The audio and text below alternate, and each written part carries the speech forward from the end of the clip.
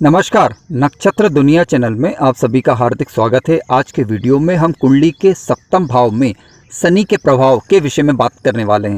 यानी कुंडली के सप्तम भाव में यदि शनि ग्रह आपकी कुंडली में उपस्थित है या कहीं से भी शनि ग्रह की दृष्टि सप्तम भाव पर यदि पड़ रही है, तब सप्तम भाव पर शनि ग्रह की दृष्टि का असर या फिर शनि ग्रह की उपस्थिति का क्या असर होने वाला है, इस विषय को हम समझेंगे, जानेंगे गहराइयों के साथ। कल मैंने इसके लिए एक पोस्ट अपलोड की थी जिस पर आपसे विचार मंगवाए थे, तो सभी का मैं धन्यवाद देना चाहूँगा कि बहुत सारे लोगों ने अपने जीवन के प्रैक्टिकल विचार, जिनकी कुंडली में सप्तम भाव में शनि उपस्थित है या सप्तम भाव पर शनि ग्रह की दृष्टि पड़ रही है, उन सभी ने अपने विचार यानी जीवन के प्रैक्टिकल अनुभव उन्होंने साझा किए। इसके लिए सभी का धन्यवाद। यदि आपको सप्तम भाव में परेशान कर रहा है, जिसके कारण आप दिक्कतों का, परेशानियों का अनुभव कर रहे हैं, तो उसके लिए एक विशेष कारगर उपाय लाने का प्रयास किया गया है। निसंदेह वो उपाय कारगर है, आप करिए।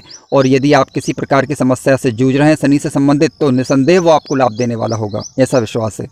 अगर आपने हमारा चैनल अभी तक सब्सक्राइब नहीं किया है तो कृपया पहले चैनल को सब्सक्राइब अवश्य कर लीजिए। आइए शुरू करते हैं। सबसे पहले वो नए दर्शक जो चैनल पर नए हैं, मैं उनके लिए स्पष्ट करना चाहूँगा कि आपको लग्न कुंडली लेना है। मित्रों, सभी ध्यान रखें कि आज के वीडियो का हमारा मूल मकसद कुंडली के सप्तम भाव में शनि की उपस्थिति या फिर कहीं से भी शनि ग्रह की दृष्टि के प्रभाव को समझना है। यानी सप्तम भाव पर शनि की दृष्टि किस प्रकार का असर डालती है या शनि की उपस्थिति किस प्रकार का असर डालती है, इसे समझना है।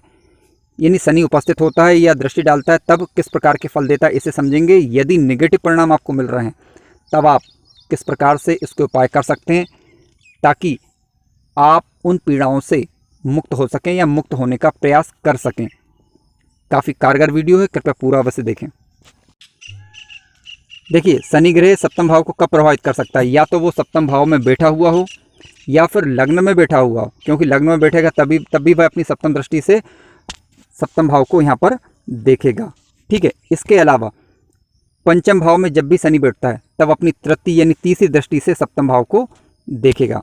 इसके अलावा कुंडली के दसम भाव में जब शनि बैठता है तो अपनी 10वीं दृष्टि से सप्तम भाव को देखेगा। यानी ये 4 अवस्थाएं हैं जब सप्तम भाव पर शनि की दृष्टि या तो दृष्टि पड़ेगी या शनि स्वयं उपस्थित हो जाएगा। ठीक है। तो इस अवस्था में शनि जो है सप्तम भाव को प्रभावित करता है। अब इसके प्रभाव क्या होते हैं, आइए समझते हैं। यदि शनि ग्रह सप्तम भाव में उपस्थित होता है या दृष्टि पड़ती है तो इस प्रकार के प्रभाव देखने को मिलते हैं। देखिए, विवाह में देरी करवाता है यहाँ पर बैठा हुआ शनि या फिर शनि की दृष्टि। ठीक है। या तो विवाह में देरी करवाएगा या फिर ज़्यादा उम्र होने पर शादी होती है। इसके अलावा व्यापार में तरक्की ना होना, या कह सकते हैं कि तरक्की में रुकावट आना, मुश्किल से तरक्की होना।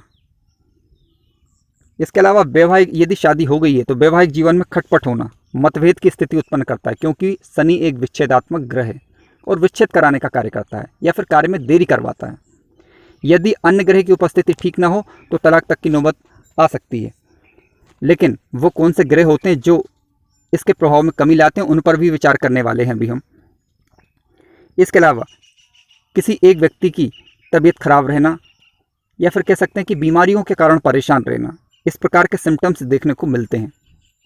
परंतु फिर भी हमें ये देखना होगा, शनि ग्रह यदि स्वयं के नक्षत्र में बैठा हुआ है, शनि ग्रह यदि स्वयं के नक्षत्र में बैठता है तब इसके प्रभाव में थोड़ी सी न्यूनता आ जाती है।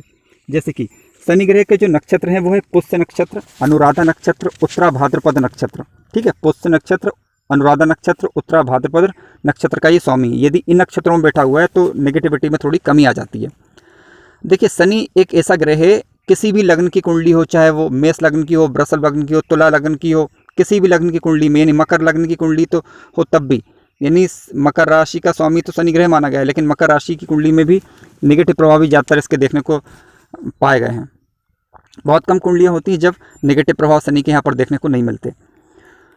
तो यदि स्वयं के नक्षत्र में बैठा हुआ है तब कम और नेगेटिव प्रभाव देखने को मिलेंगे। केवल एक गुरु ही एकमात्र ऐसा ग्रह है कि यदि गुरु ग्रह शनि के साथ उपस्थित हो जाए या कहीं से भी गुरु की दृष्टि सप्तम भाव में पड़ जाए तब इसके बुरे प्रभाव को ये रोकने का कार्य करता है।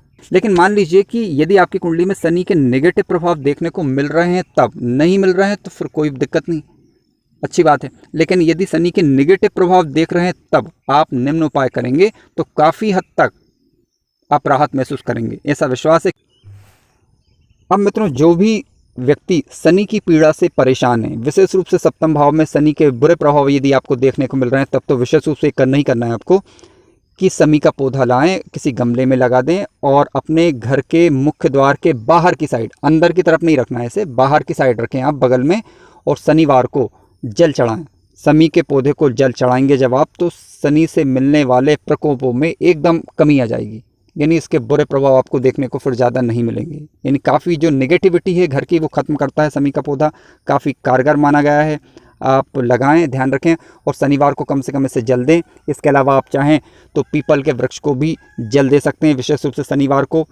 तो शनि के जो बुरे प्रभाव के कारण कार्यों में विलंब हो रहा, देरी हो रही, मतभेद हो रहा है, तो इस प्रकार के बुरे प्रभाव में कमी देखने को मिलती है। सबसे कारगर उपायों में से एक ही ये है, आप करें और निसंदेह इसका लाभ आपको प्राप्त होगा, ऐसा विश्वास है।